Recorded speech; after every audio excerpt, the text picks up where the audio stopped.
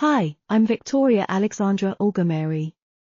Here is what I would like you to remember about me. Princess Victoria, her life, family and legacy. Early life and family of Princess Victoria. Princess Victoria was born in 1868 to King Edward VII and Queen Alexandra of Denmark. She was the fourth child and second daughter of the couple. The princess grew up in a wealthy and privileged environment, surrounded by her parents and siblings.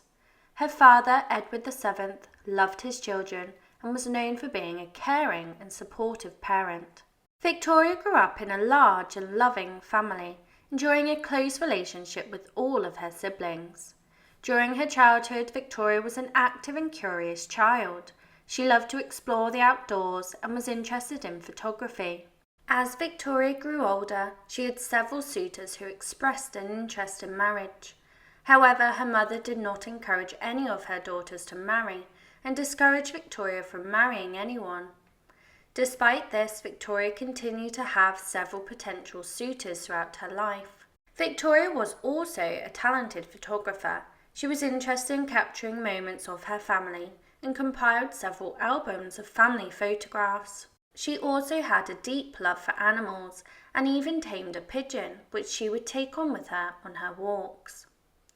Victoria's relationship with her brother George, who would later become king, was particularly close. The two siblings shared a strong bond and spoke on the phone every day. George was known to be protective of his younger sister and would often intervene in her personal life. Overall, the princess had a happy childhood, surrounded by the love and support of her family.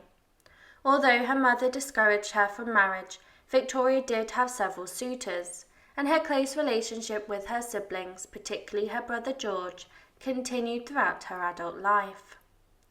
After her mother's death in 1925, Victoria was finally able to purchase a home in Buckinghamshire and became an active member of the village of Iver. However, she also suffered from several health issues, including neuralgia, migraines, indigestion, and depression in her final years. Princess Victoria passed away in 1935, leaving a legacy of a loving and close-knit family. Victoria's relationship with her brother and parents. Princess Victoria was known within her family as Toria, and she shared a close relationship with her elder brother, King George V. The siblings relied on each other for emotional support, and they often socialized together as well. Victoria and George reportedly spoke on the phone every day, and their conversations were said to be filled with laughter and gossip about other family members. Despite their closeness, there were some tensions between the siblings, mostly related to Victoria's desire to marry. George was protective of his sister and felt that nobody was good enough for her. He reportedly disapproved of all of her suitors, including Prince Adolphus of Teck and Archibald Primrose, the 5th Earl of Rosebery. Victoria had strong feelings for Rosebery and was devastated when he married someone else. Victoria's parents, King Edward VII, Queen Alexandra, were also important figures in her life. She accompanied them on many official engagements, taking on ceremonial roles and representing the family in public events. Victoria's mother was known to be possessive with her children, so much so that she encouraged them from marrying or pursuing romantic relationships. Victoria was not immune to her mother's controlling behaviour, and for years she shared a room with her. Despite this, Victoria remained devoted to her parents and their relationship, and it remained strong throughout their lives. After her mother's death, Victoria was finally able to buy a home, and she became an active member of her local community. She maintained close relationships with her siblings and frequently visited them, but her parents remained her main source of emotional support. After her mother's death, Victoria's life in Iver. After the death of her mother in 1925, Princess Victoria finally gained some independence and was able to establish a home for herself in Iver. The property was called Coppins and it lay on the outskirts of the village. The princess became an active member of the village life and relished her newfound freedom. Victoria spent her days tending to her garden, painting and taking walks in the countryside. She was known for her love of nature and spent hours exploring the flora and fauna of the area. Her beloved pigeon was a constant companion on these walks and became a popular sight with the locals. The princess was very involved in the Iver community and took on several philanthropic projects. She set up a fund to provide for local children who could not afford basic schooling and was a patron of the Iver Horticultural Society. Victoria's passion for gardening was well known, and she often hosted garden parties at Coppins, inviting both locals and notable figures from aristocracy. Despite her active social life, Victoria's health began to decline in her later years. She suffered from neuralgia, migraines, indigestion, and depression. The princess was advised by her doctors to seek rest and recovery in a warmer climate, and she frequently took trips to the French Riviera.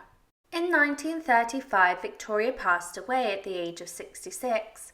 Her legacy as a philanthropist and nature lover remains to this day. And after her death, the estate of Coppins was sold, but Victoria's memory is still preserved. A memorial seat was erected in her honour in the local churchyard in Iver, and a blue plaque was placed on the wall of her former home. Princess Victoria's life in Iver was a testament to her resilience and determination. She found solace in nature and was committed to giving back to her community. And despite her own health struggles, her legacy as a kind and generous princess will be remembered for generations to come. Victoria's health issues and legacy. Princess Victoria's life was not without its challenges. In addition to her strained relationship with her mother, she also struggled with various health issues throughout her life. Victoria's health problems began in her childhood when she was diagnosed with bronchitis and pneumonia. These respiratory issues persisted throughout her life and were a constant source of concern for her family. As she grew older, she developed other health problems, including neuralgia, migraines, and indigestion. The constant pain and discomfort caused by these conditions made it difficult for her to perform even the simplest of tasks. Victoria also suffered from depression, which further exacerbated her other health issues. Despite her challenges, Victoria remained active and engaged with the world around her. She continued to partake in her passions for photography and animal taming. Victoria also remained a devoted member of her village community, attending local events and contributing to various charitable causes. Victoria's legacy can be seen in her dedication to animals and in her role as a catalyst for social change. She was an advocate for animal welfare and often used her royal platform to draw attention to the plight of animals in captivity. Moreover, she was also passionate about various social causes, including women's rights and education. In conclusion, Princess Victoria's life was marked by her struggles with health issues, which proved to be a constant source of discomfort and pain. Nonetheless, despite these challenges, she remained a highly engaged and active member of her community, and she is remembered today for her enduring contributions to animal welfare, social causes, and photography.